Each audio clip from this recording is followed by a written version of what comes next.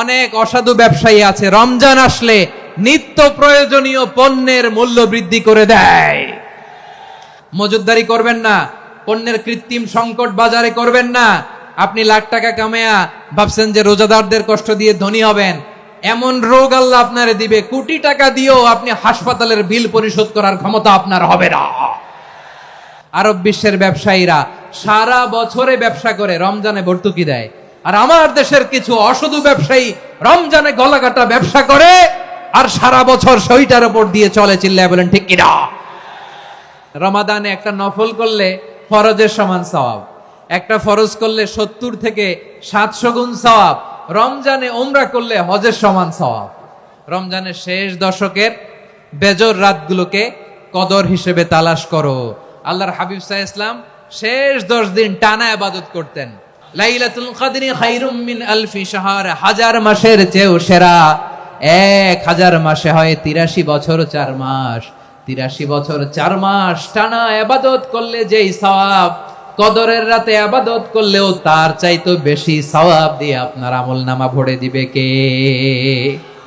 প্রিয় ভাইরা, বলুন তো, আমরা যে আরবি মাস অতিবাহিত করছি, কাটাচ্ছি, মাসটির নাম কি? শাবান। মাশাআল্লাহ, এই তো আপনারা সবাই জানেন। শাবানের পরেই যে মাস আসবে এটার নাম কি? রমাদান। যে আসতেছে আপনাদের ভাল লাগে? হ্যাঁ, রমাদান নাম শুনলেই মুমিন হৃদয়ে বয়ে যায় প্রশান্তির ফল্গু ধারা, ঠিক কিনা? একটা আনন্দ, একটা উচ্ছ্বাস আমাদের হৃদয়ের মধ্যে চলে আসে। রমাদান সাইয়্যিদুশ শুহুর, 12 মাসের মধ্যে সবচাইতে শ্রেষ্ঠতম মাস রমাদান আল মুবারক আসছে। আত্মশুদ্ধির মাস, আত্মসংশোধনের মাস, শুদ্ধাচারের মাস, নিজেকে আলোকিত করবার মাস, ঠিক কিনা বলেন? এই রমাদানুল মুবারকে আমাদের কি করণীয়, কি বর্জনীয়, what to do and what not to do, এই টপিকসের উপর কিছু কথা আপনাদের সামনে উপস্থাপন করব ইনশাআল্লাহ। ওমা তাওফীকি ইল্লা বিল্লাহ। আমার প্রিয় ভাইয়েরা, আমি আমার খুতবার শুরুতে সূরা বাকারার 185 নম্বর আয়াত তেলাওয়াত করেছি, যেখানে আল্লাহ তাআলা কোন মাসে কোরআন আল কারীমকে, মহাবিশ্বের মহাবিশ্বয় কোরআন আল কারীমকে এই পৃথিবীতে নাজিল করেছেন সেটা আমাদেরকে জানিয়েছেন। আল্লাহ তাআলা ইরশাদ করছেন, শাহরু রমাদানাল্লাযী উনজিলা ফীহিল কুরআনু হুদাল লিন্নাস ওয়া বাইনাতিম মিনাল হুদা ওয়াল ফুরকান। আল্লাহ বলেন, রমাদান এমন একটা মাস যে মাসে কোরআন নাজিল করা হয়েছে। আর এই কোরআন হচ্ছে বিশ্ব মানবের জন্য পথ নির্দেশিকা, হেদায়েতের সুস্পষ্ট বর্ণনা এবং সত্য মিথ্যা পৃথক করার আসমানি মানদণ্ড রূপে জামিনে আমাদের জন্য কোরআন নাজিল করেছে কে? আওয়াজ করে বলেন তো, আল্লাহর নাজিল করা এই কোরআনে কোনো ভুল আছে? সবাই বলেন নাই। সবাই বললে এতটুকু আওয়াজ হয় আমি বিশ্বাস করি না। গলা ছেড়ে দিয়ে বলেন, আল্লাহর নাজিল করা এই সর্বশেষ আসমানি কিতাব আল কোরআনে কোনো ভুল আছে? সন্দেহ আছে? সংশয় আছে?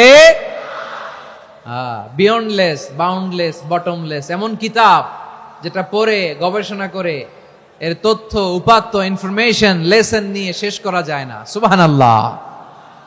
আল্লাহ বলেন, এই কোরআনকে আমি রমাদানে নাজিল করেছি, যেটা বিশ্ব মানবের জন্য পথ নির্দেশিকা। এতে আছে হেদায়েতের সুস্পষ্ট বর্ণনা আর সত্য মিথ্যা পার্থক্য করার মানদণ্ড, কোনটা সত্য কোনটা মিথ্যা এটা কোরআন দিয়ে ডিফারেন্সিয়েট করা যায়। কোরআন হচ্ছে ফুরকান, to differentiate between right and wrong. কোনটা সত্য, কোনটা মিথ্যা, কোনটা ভুল, কোনটা নির্ভুল, এটা কোরআন দিয়ে যাচাই করা যায়। চিল্লায় বলেন ঠিক কিনা? এজন্য এই কোরআন দিয়ে আমাদের জীবন সাজাতে হবে। কোরআন দিয়ে জীবন না সাজালে জীবন আলোকিত হয় না। কোরআন দিয়ে পরিবার না সাজালে পরিবার আলোকিত হয় না। কোরআন দিয়ে সমাজ না সাজালে সমাজটা শান্তিময় হয় না। শুধু দুর্নীতি দমন কমিশন দিয়ে দুর্নীতি বন্ধ করা যায় না। কোরআনের আইন বাস্তবায়ন করা ছাড়া এই সমাজ থেকে দুর্নীতি বন্ধ করা যাবে না। চিল্লায় বলো ঠিক কিনা? আমার প্রিয় ভাইয়েরা, এই কোরআন নাজিল হয়েছে রমাদান আল মুবারক, এই বরকতময় মাসে। তাই আমাদের উচিত এই মাসে আসন্ন যে রমাদান আল মুবারক, এই রমাদানে কোরআনের সাথে নিজেদের সম্পর্ককে বাড়ানো।